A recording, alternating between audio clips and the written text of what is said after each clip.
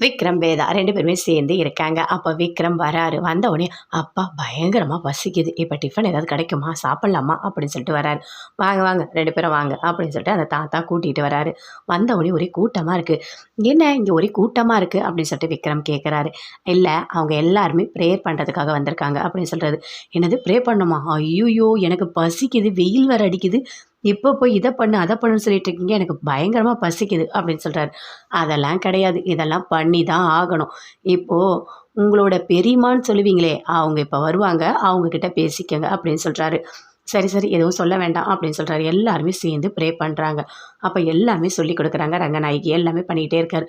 "ஐயோ! கடவுளே எப்பதான் முடியும்னு தெரியலையே! என்னால முடியலையே!" அப்படின்னு சொல்லிட்டு இருக்காரு. சரி, முடிஞ்சிச்சு. சரி நம்ம போய் சாப்பிடலாம் அப்படின்னு சொல்றாரு. சாப்பிடலாமா? அதெல்லாம் முடியாது. அடுத்தது யோகா மாஸ்டர் வந்திருக்காரு. அங்க போய் யோகா பண்ணணும் அப்படின்னு சொல்றாரு. அந்த தாத்தா, "ஐய்யய்யோ! என்னது அடுத்தது யோகாவா? கண்டிப்பா என்னால முடியவே முடியாது. நீ தானே பேஷண்ட்டு. உன் கூட வந்து நானும் கஷ்டப்பட்டுட்டு இருக்கேன்" அப்படின்னு சொல்லிட்டு விக்ரம் சொல்றாரு. "ஐயோ! கடவுளே!" அப்படின்னு சொல்லிட்டு இருக்காரு. அதுக்குள்ள சரி ஒரு ஐடியா பண்ணலாம். நான் மயக்கம் அடிச்சு அப்படியே விழற மாதிரி பண்றேன். மயக்கம் வந்துடுச்சு. அதனால வந்துட்டு இவருக்கு சீக்கிரமா சாப்பாடு தரலான்னு சொல்லிட்டு எல்லாருக்கும் சேர்த்து சாப்பாடு தர சொல்லிடுவாங்க. நாம 2 பேரும் சேர்ந்து எஸ்கேப் ஆயிடலாம் அப்படின்னு சொல்லிட்டு விக்ரம் சொல்லிட்டு அப்படியே மயக்கம் போட்டு விழுறாரு. வேண்டாம் விக்ரம்னு சொல்றாங்க வேதா. அதுக்குள்ள மயக்கம் போட்டு கீழ விழுந்துட்டாரு.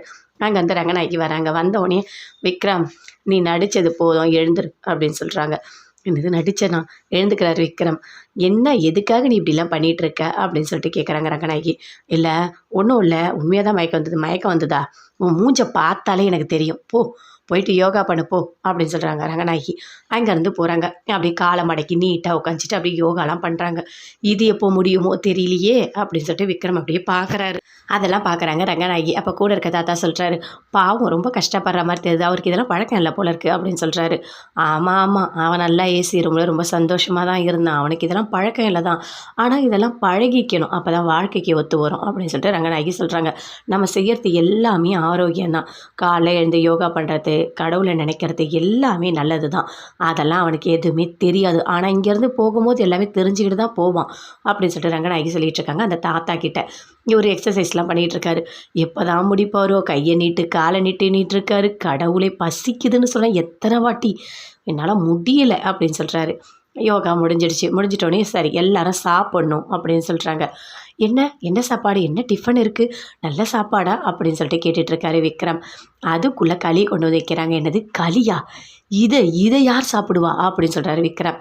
"இங்க பாரு விக்ரம், இத தான் நீ சாப்பிடணும். ஏன்னா இதுதான் நல்ல ஹெல்த்தி.